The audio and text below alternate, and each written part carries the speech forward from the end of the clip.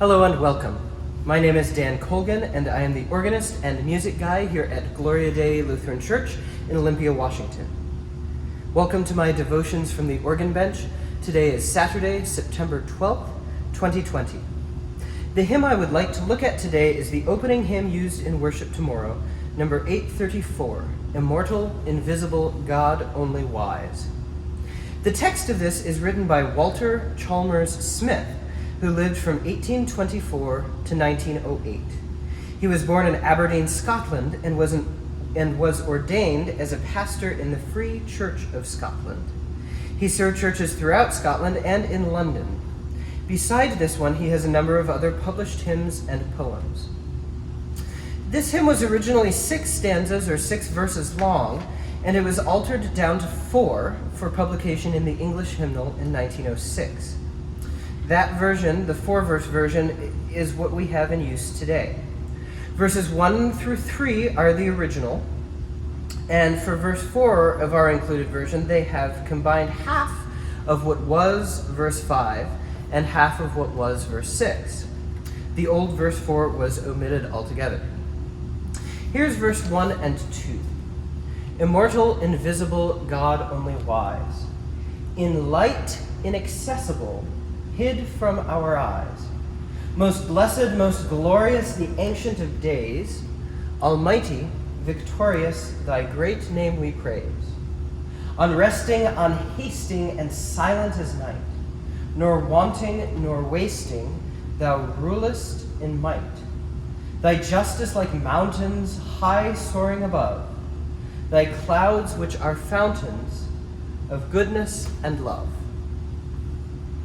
The title of this is a direct quote from 1 Timothy chapter 1, verse 17, which reads, "Now to the King eternal, immortal, invisible, the only God, be honor and glory forever and ever. Amen." But I'd like to talk about that 4th verse, the original 4th verse, the one that was omitted altogether.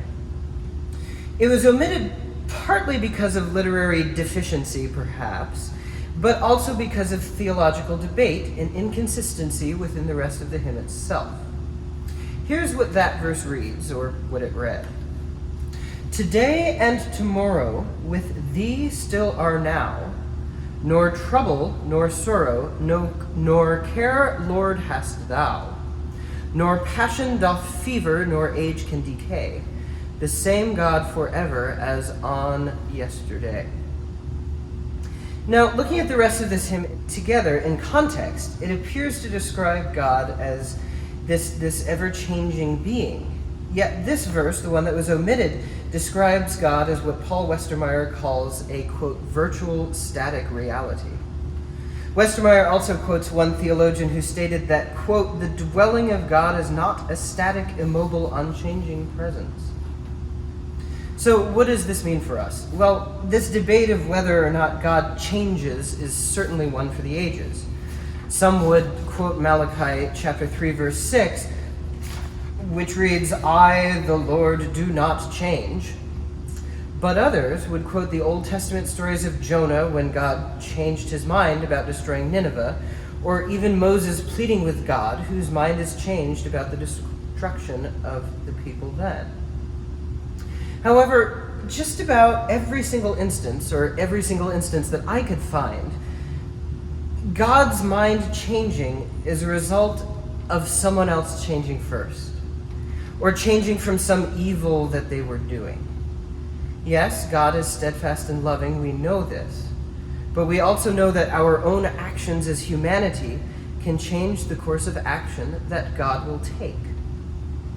I think it's very easy, maybe too easy, to think of God as a static thing. But for me, the trouble with that is it can lead to this static conception of God on our end. God is a being who is more than we know, more than we can comprehend in many ways. God is immortal, is invisible, and is always wise.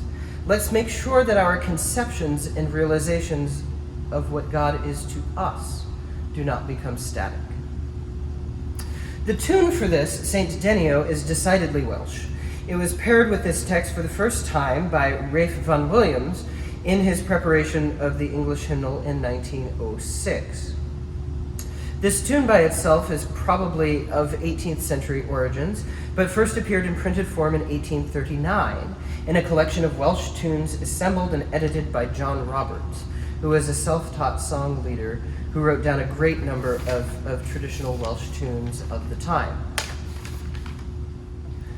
As always, thank you for joining me, and I hope you have a wonderful week this week.